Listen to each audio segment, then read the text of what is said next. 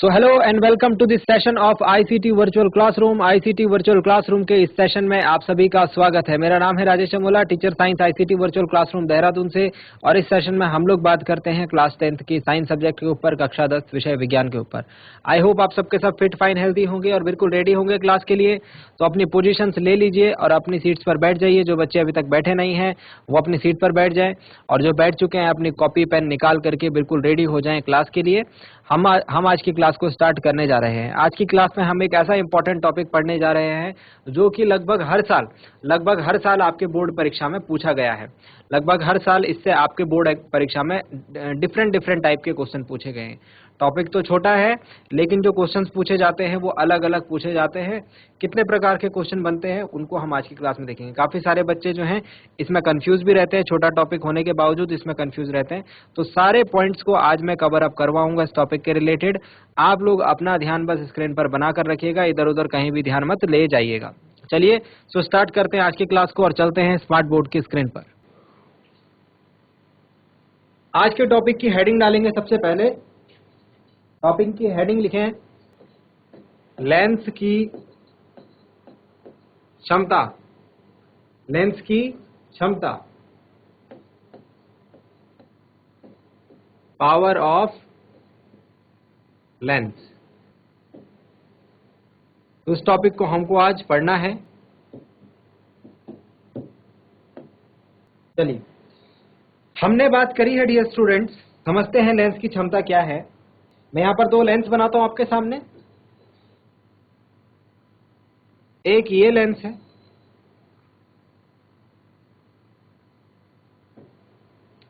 और एक ये लेंस। ठीक है, अभी समझेंगे बात को बस।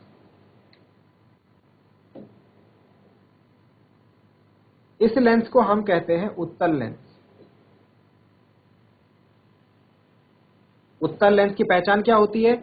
ये किनारों पर पतला होता है और बीच में मोटा होता है। देख रहे हैं आप, किनारों पर पतला और बीच में मोटा लेंस कौन सा होता है? उत्तल लेंस होता है। ये इस तरफ जो है ये अवतल लेंस है। अवतल लेंस की पहचान क्या होती है? ये किनारों पर मोटा होता है और बीच में पतला होता है। किनारों पर मोटा होता है और बीच में क्या होता है? पतला होता है। तो ये अवतल लेंस है। ठीक है, उत्तल लेंस को हम कहते हैं concave lens, sorry convex lens, और अवतल लेंस को हम कहते हैं कॉनकेव लेंस। चलिए, तो लेंस की क्षमता को समझने के लिए पहले हमको कुछ पॉइंट समझना पड़ेगा। ठीक है, ये होता है प्रकाशिक केंद्र। किसी लेंस के ठीक बीच में जो बिंदु होता है वो उसका प्रकाशिक केंद्र कहलाता है, और उससे होकर जाने वाली रेखा को हम क्या कहते हैं? उसका मुख्य अक्ष कहते हैं। तो ये काली लाइन जो है ये किसका मुख्य अक्ष है? ये उत्तल लेंस का क्या है? मुख्य अक्ष, प्रिंसिपल एक्सिस। ठीक बीचों बीच ओ से होकर जाती हुई रेखा, ओ को क्या कहते हैं? ओ को हम कहते हैं प्रकाशिक केंद्र। ओ को हम कहते हैं लेंस का प्रकाशिक केंद्र। ठीक है, समझ में आ गया? ओ क्या है? लेंस का प्रकाशिक केंद्र है, और ये जो काली लाइन इससे होकर जा रही है ये है लेंस का मुख्य अक्ष। अब हमको क्या समझना है? देखिए, जब जब इस मुख्य अक्ष के समांतर, समांतर क्या होता है बच्चों? समांतर होता है इक्वल डिस्टेंस पर खींची गई लाइन, ऐसे ऐसे। जब इस मुख्य अक्ष के समांतर प्रकाश किरण जो है इस लेंस पर पड़ती है इस प्रकार से, तो आप देख रहे हैं प्रकाश किरणें कैसे हैं। ये जो लाल लाल वाली लाइन है ये प्रकाश किरणों को शो कर रही है। किसको शो कर रही है? प्रकाश किरणों को। इनको हम कहते हैं आपतित किरण। इनको हम क्या कहते हैं? आपतित किरण, इंसिडेंट रे। ये किरणें क्या है? आपतित किरण है, इंसिडेंट रे। ठीक है, जब ये किरणें आपतित होती हैं लेंस पर तो उत्तल लेंस क्या करता है? ध्यान से समझना इस बात को। उत्तल लेंस क्या करता है? इन किरणों को, उत्तल लेंस इन किरणों को ऐसे अंदर की तरफ मोड़ देता है, ऐसे।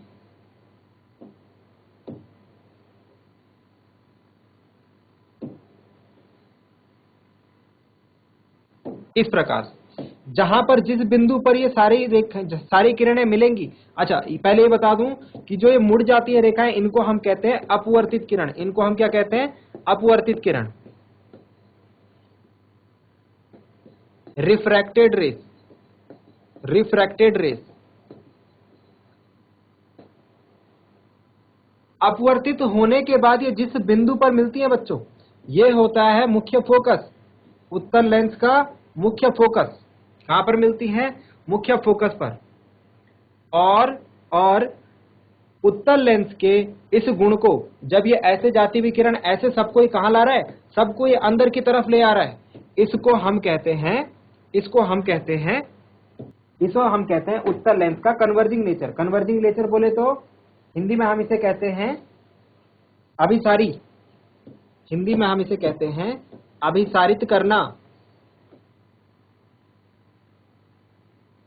और इसीलिए हम उत्तल लेंस को अभिसारी लेंस भी कहते हैं।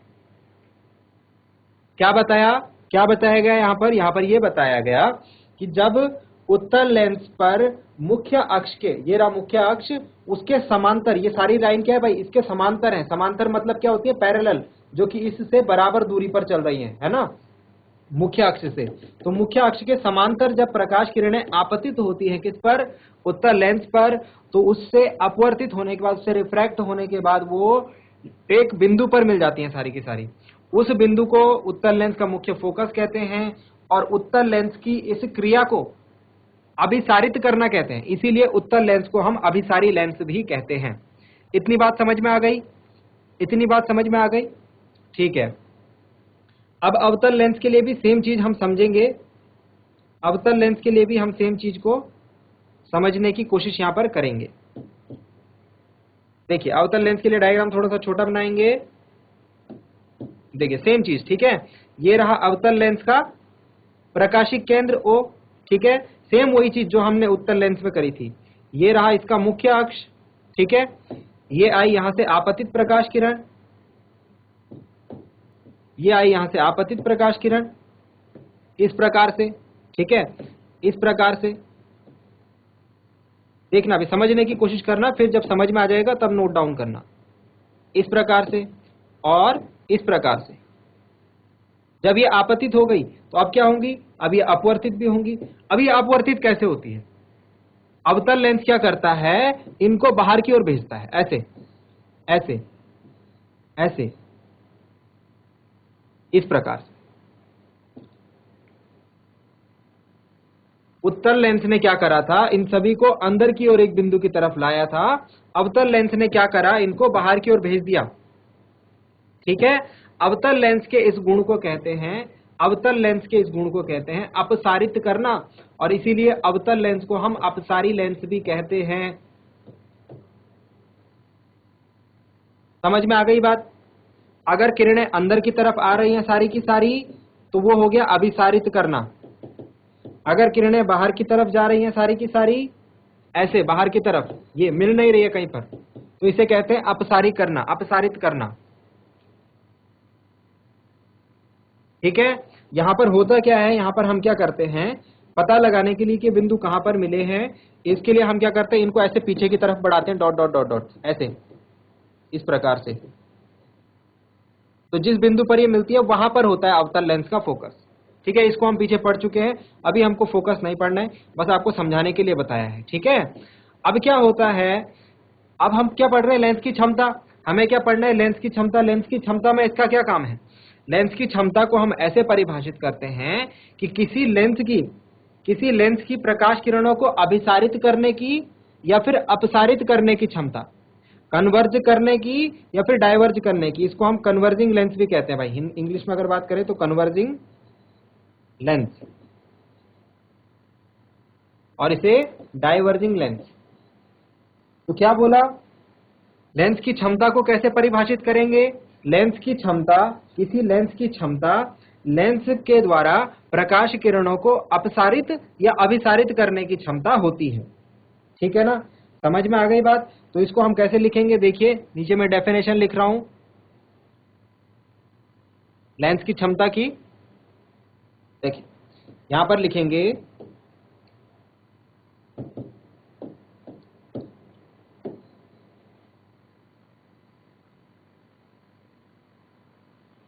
लेंस के द्वारा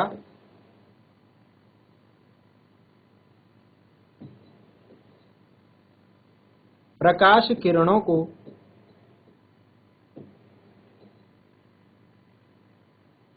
अपसारित, कन्वर्ज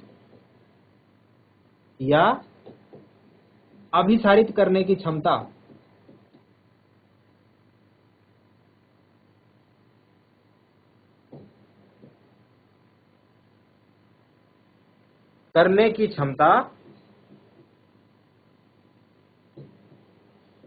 को लेंस की क्षमता कहते हैं, को लेंस की क्षमता कहते हैं। ये हो गई परिभाषा किसकी? लेंस की क्षमता की। तो अगर उत्तल लेंस है तो वो क्या काम करेगा? वो किरणों को अभिसारित करने का काम करेगा। अभिसारित मतलब क्या हुआ कि वो अंदर की तरफ सारी किरणों को ले आएगा, ठीक है। और अगर अपसारित का क्या मतलब हुआ? अगर अवतल लेंस होगा तो सारी किरणों को कहां की ओर ले जाएगा? बाहर की ओर ले जाएगा। बात समझ में आ गई? इस पॉइंट को नोट डाउन कर सकते हैं, आप लिख सकते हैं लेंस की क्षमता की परिभाषा। यहां से क्वेश्चन पूछा जाता है, लेंस की क्षमता की परिभाषा लिखिए, ठीक है। लेंस की क्षमता की परिभाषा ये रही। इसके बाद इसे हम कैसे निरूपित करते हैं? इसे P कैसे निरूपित करते हैं? P अक्षर के द्वारा निरूपित करते हैं, P अक्षर के द्वारा निरूपित करते हैं। ठीक हो गया? यहां तक सबने लिख लिया, नोट डाउन कर लिया है? जिन बच्चों ने लिख लिया है हाथ खड़े करें, ठीक है। अब आगे बताएंगे, आगे अगले पेज पर जाएंगे, ठीक है। हाथ नीचे, हाथ नीचे। आई थिंक सबने लिख लिया है, ओके। अब नेक्स्ट पेज पर हम लोग समझेंगे कि क्या फॉर्मूला होता है लेंस की क्षमता का। तो देखिए, लेंस की क्षमता को हम P से निरूपित करते हैं, और लेंस की क्षमता निकालने के लिए हमको क्या चाहिए होता है? लेंस की क्षमता को निकालने के लिए हमको चाहिए होती है लेंस की फोकस दूरी। लेंस की फोकस दूरी, अभी इस पर सवाल भी करेंगे, पहले समझ लो फिर सवाल करेंगे। तो लेंस की क्षमता को निकालने के लिए लेंस की फोकस दूरी को 1 के बटे में रख करके उसको सॉल्व करके जो भी हमारा आंसर आएगा वो हमारा लेंस की क्षमता होगा। अब लेंस की क्षमता को कैसे लिखते हैं? P से। फोकस दूरी को कैसे लिखते हैं? स्मॉल f से। तो हमारे पास एक फॉर्मूला बन गया P बराबर 1/f। क्या फॉर्मूला बन गया? P बराबर 1/f। इस फॉर्मूला पर हमको अभी न्यूमेरिकल्स करने हैं, ठीक है। P बराबर 1/f फॉर्मूला पर हमको न्यूमेरिकल्स अभी करने हैं, जहां P क्या है? लेंस की क्षमता है, F क्या है? लेंस की फोकस दूरी है, ठीक है। S क्या है? लेंस की फोकस दूरी। अब एक मोस्ट इंपॉर्टेंट पॉइंट जो अक्सर आपके एग्जाम में सबसे ज्यादा पूछा जाता है, वो है लेंस की क्षमता का मात्रक, unit of power of a lens. Lens की क्षमता का मात्रक कौन बताएगा? लेंस की क्षमता का मात्रक किस बच्चे को पता है? लेंस की क्षमता का मात्रक जरा हाथ खड़े करो।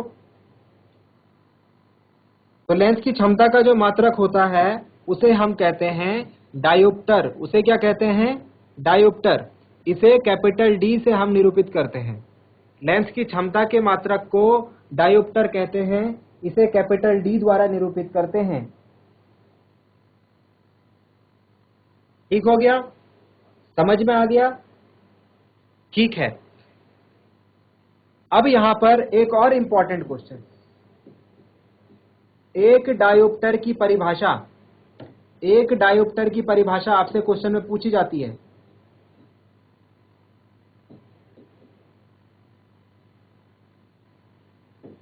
Definition of one dioptre. तो एक डायोप्टर की परिभाषा होती है, देखो एक डायोप्टर कैसे निकालोगे? P बराबर 1/f होता है, ठीक है। P बराबर 1/f, इसको आप चाहे तो यहां पर लिख सकते हैं साइड में। P बराबर 1/f से अभी अभी फॉर्मूला पढ़ा हमने, अगर f बराबर आप 1 ले लें, फोकस दूरी को आप 1 मीटर ले लें, कितना ले लें? 1 मीटर, तो P बराबर कितना आ जाएगा? 1/1, मतलब 1 डायोप्टर। तो 1 डायोप्टर कब आया? जब फोकस दूरी 1 मीटर थी। तो आप इसमें डेफिनेशन कैसे लिखेंगे? देखो डेफिनेशन, ऐसी डेफिनेशन आपको खुद से बनानी आनी चाहिए। आप लिखेंगे 1 डायोप्टर उस लेंस की क्षमता को कहते हैं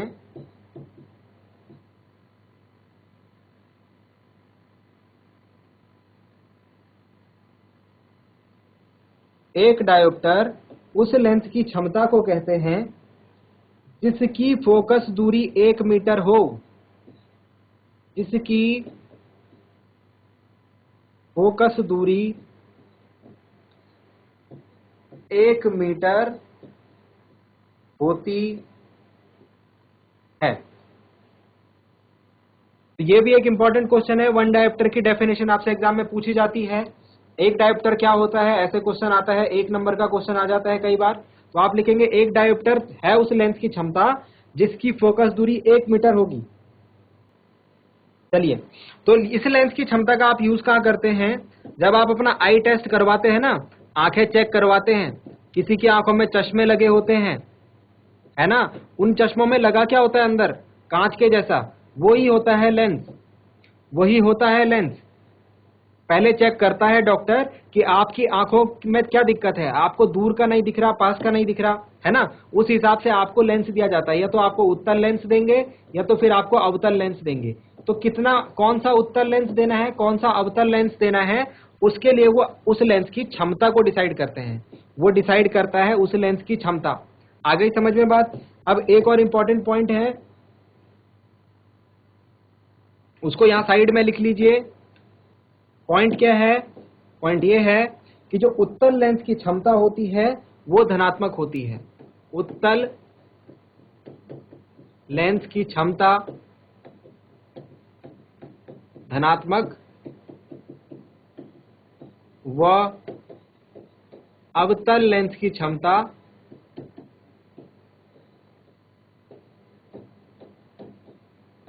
ऋणात्मक होती है।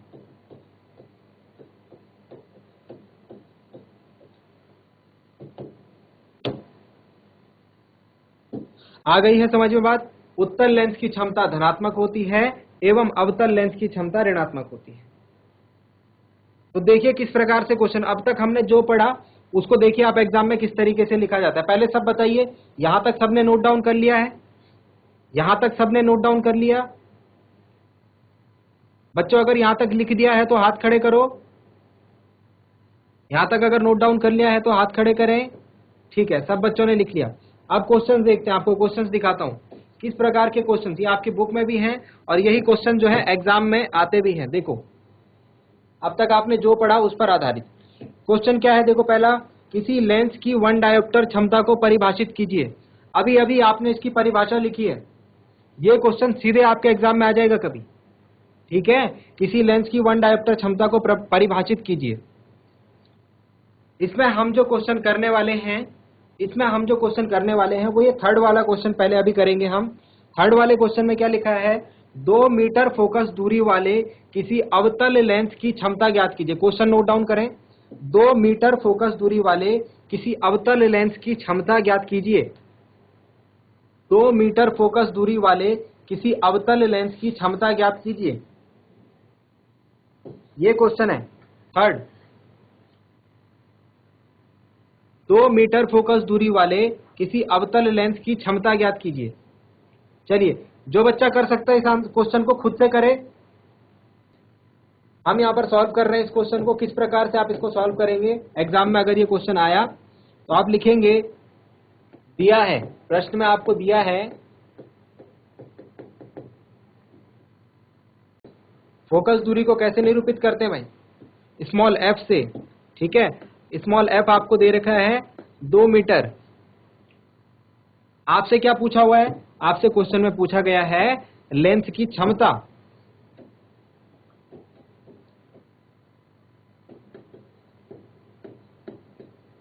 लेंस की क्षमता P बराबर क्वेश्चन मार्क। तो कैसे निकालेंगे P को, क्योंकि हम जानते हैं लेंस की क्षमता P इज इक्वल टू होता है 1/f। अतः f की जगह वैल्यू रखेंगे P इज इक्वल टू 1/2। लेकिन जरा ध्यान दीजिए, यहां पर जो लेंस का जिक्र करा है, क्वेश्चन आपके पास दोबारा से लाता हूं। ये देखिए, लेंस का जो जिक्र करा है वो कौन सा लेंस है, अवतल लेंस है। ठीक है, बच्चे इसमें गलती कर देते हैं, आप लोग इसमें गलती कर देते हो। अवतल लेंस की जो फोकस दूरी है वो क्या होती है? अवतल लेंस की जो फोकस दूरी है वो क्या होती है? वो होती है ऋणात्मक। ठीक है, और अभी आपको क्या पॉइंट लिखाया है? अभी आपको पॉइंट क्या लिखाया है कि अवतल लेंस की क्षमता क्या होती है? ऋणात्मक होती है। ठीक है, अवतल लेंस की फोकस दूरी भी क्या होती है? ऋणात्मक होती है, इसीलिए उसकी क्षमता भी क्या आती है? ऋणात्मक आती है। तो आपको क्या करना है, यहाँ पर सॉल्यूशन करते टाइम आपको फोकस दूरी कितना लिखना है? 2 मीटर नहीं लिखना है, -2 मीटर लिखना है। कितना लिखना है? -2 मीटर। ये माइनस क्यों लिखा समझ में आया? क्योंकि अवतल लेंस की बात करी है यहाँ पर। अब वैल्यू रख दीजिए आप 1/-2। 1/-2 मतलब -1/2। 1/2 कितना होता है भाई? 0.5। और इसके आगे मात्रक भी लिखेंगे। क्या मात्रक होता है लेंस की क्षमता का? डायोप्टर। कैसे लिखते हैं? Capital D. तो ये रहा हमारा आंसर, ये रहा हमारा आंसर। तो लेंस की क्षमता आई है हमारी 1.5 डायोप्टर। लिखेंगे अतः लेंस की क्षमता, कौन सा लेंस है? अवतल लेंस की क्षमता P बराबर 0.5 डायोप्टर। आ गया समझ में? नोट डाउन कर ले जल्दी से इसे। ठीक है, सबको समझ में आ गया? कितने बच्चों को समझ में आया क्वेश्चन? जरा हाथ खड़े करें। चलिए, तो ये आपका आज का जितना भी डिस्कशन था लेंस की क्षमता पर बेस्ड था। आपको होमवर्क में लेंस की क्षमता को अच्छे तरीके से याद करके रखना है। ठीक है, लेंस की क्षमता को आपको होमवर्क में याद करना है, जितनी भी चीजें इसमें पड़ी थी। सो आई होप डियर स्टूडेंट्स, आपको आज जो बातें बताई गई वो समझ में आई होंगी, आपको इंटरेस्टिंग लगी होंगी और आपने ध्यान दिया होगा। साथ ही साथ ये भी उम्मीद करता हूँ घर से आप इन चीजों को एक बार रिवाइज करके जरूर लाएंगे। अगली क्लास में मिलते हैं एक नए और इंटरेस्टिंग टॉपिक के साथ। क्लास से जुड़ने के लिए आप सभी का बहुत बहुत धन्यवाद। Thank you very much and have a nice day.